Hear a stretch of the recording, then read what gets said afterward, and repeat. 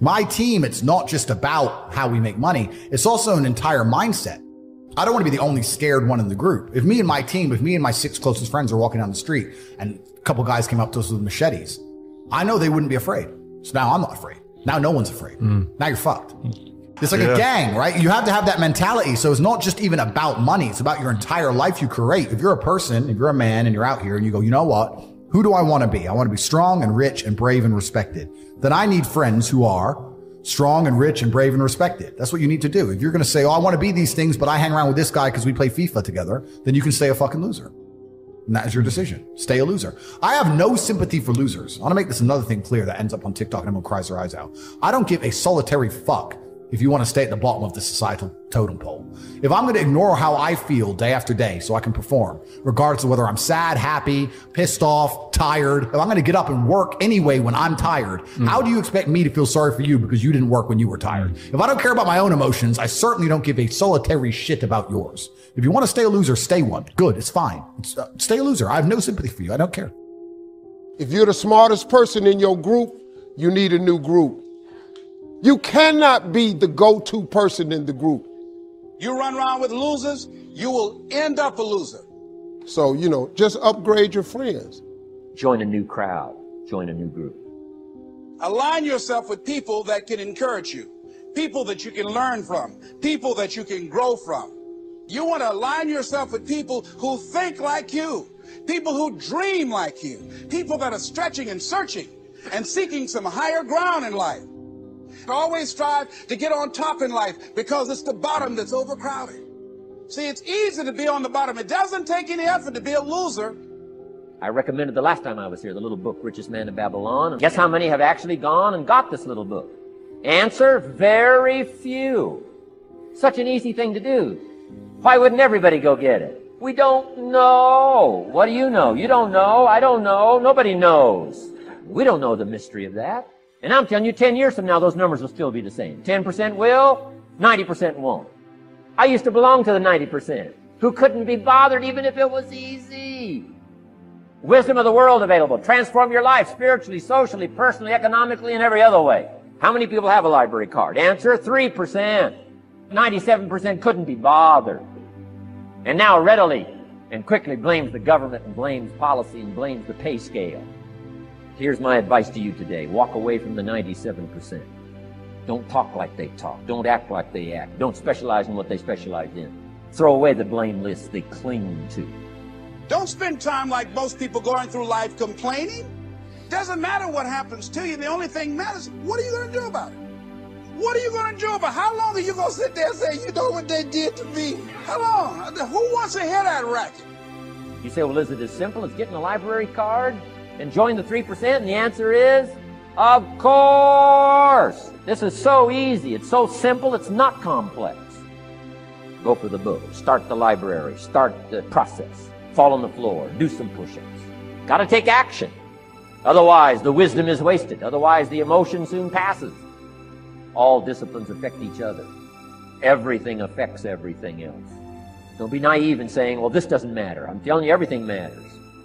Key to take home. Every letdown affects the rest of your performance. The least lack of discipline, and it starts to erode our psyche. Here's the problem with the least neglect. Neglect starts as an infection, and if you don't take care of it, it becomes a disease. You say, well, how can I get back my self-respect? All you have to do is start the smallest discipline, like I should, and I could, and I will. You'll never go back to the old way. So labor well, learn well, discipline yourself well.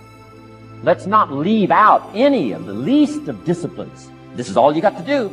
And once you start down this road, I promise you, you'll join the 10% and the 3%. In the most independent country in the world, 95% are dependent, 5% are independent. Take charge of your own retirement. Take charge of your own life. Take charge of your own day. Take charge of your own conversation. And learn these skills. Develop this kind of strategy. And I'm telling you, life will open up for you. Join the 3%. Walk away from the 95%. Find out what poor people read and don't read it. I'm telling you, don't talk like they talk. Don't blame what they blame. Don't use the excuses they use. It's called the language of the poor. Switch ideas, switch strategy. Start with the simplest of disciplines. And if you'll invest in this thing called discipline, you can have whatever you wish. It's called the beginning of a miracle. Your destiny is too big to get there on your own. But the reason some people never reach their highest potential is because they never get away from the wrong people. You've got to connect with people that understand your destiny. People that can call forth your seeds of greatness. Not people that are always pushing you down, never giving you their approval, no matter how good you do. If you will get the wrong people out of your life, then God will bring the right people into your life. The people that are closest to you, they're with you, but they're not really for you. You're spending all your time and energy on someone that doesn't understand your destiny. I found some people you have to love from a distance. The scripture says, don't cast your pearl among swine. When you get around true friends, they won't be jealous of your gifts. They won't try to talk you out of your dreams. It'll be just the opposite. They'll help you develop your pearl. In other words, they'll give you ideas. They'll help push you further along. Your inner circle should be people that celebrate who you are, not someone that's always trying to outperform you, pointing out everything you're doing wrong. And if that's not who's in your inner circle, you need to do like me and gradually start to pull away. It's not the quantity of friends that's important, it's the quality of friends. You can't afford to have people in your inner circle that are saying things like, do you really think you're going to get well? My grandmother died of that same thing. Or I know you're praying that your child will turn around. Seems to me like they're doing worse than ever. See, you need people that will come into agreement with you and release their faith, not people that will tell you what you can't do and release their doubt. You may be around people today that are constantly pulling you down, telling you what you can't become. Understand, it's scriptural to show them the door.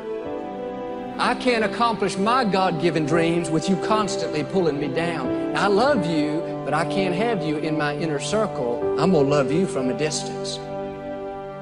Who you have in your inner circle is extremely important. You need to evaluate who's on your team, who you're giving your time and energy to, who you're talking to on the phone so much. Are they building you up or tearing you down? Are they modeling excellence, integrity, generosity, or are they lazy, not going any place in life?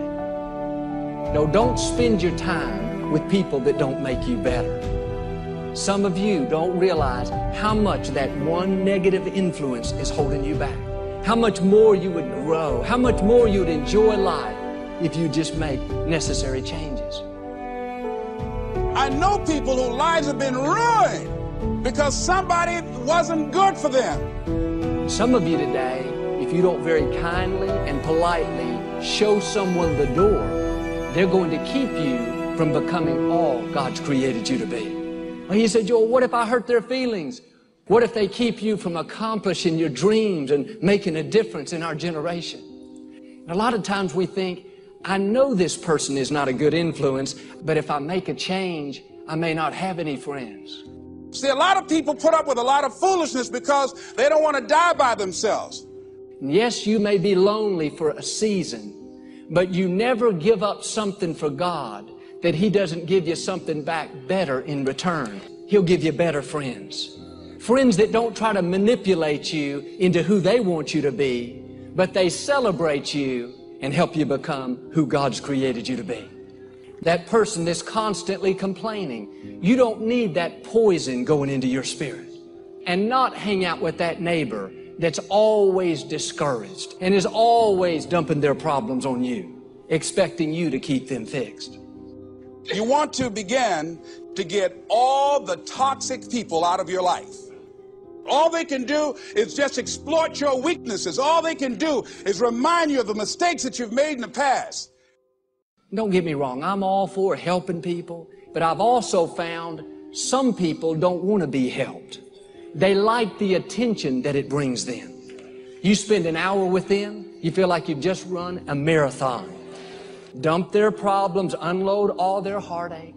But what I'm saying is you cannot spend your whole life trying to pull someone up and expect to fulfill your God-given destiny. You have a destiny to fulfill. You need to surround yourself with people that are not constantly taking something from you, but with people that are putting something into you. As iron sharpens iron, one man sharpens another. Are your friends making you stronger?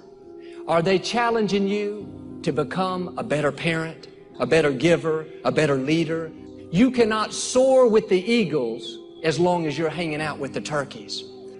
Relationships that are doing nothing but make you compromise, make you complain. Every time you leave, you're worse than you were before. That's a toxic relationship. Years ago, I used to get my hair cut by this young lady, and she was as nice as could be, but she was extremely negative. Every time I went in there, month after month, she would tell me her problems, how the owners weren't treating her right. Often she didn't have the money to pay her rent, and on and on. Every time I left, I was depressed. It's like this guy I heard about. He was sitting by the side of a bridge, about to jump. A man stopped, ran over and said, "Don't jump, just tell me your problems." 2 hours later, they both jumped.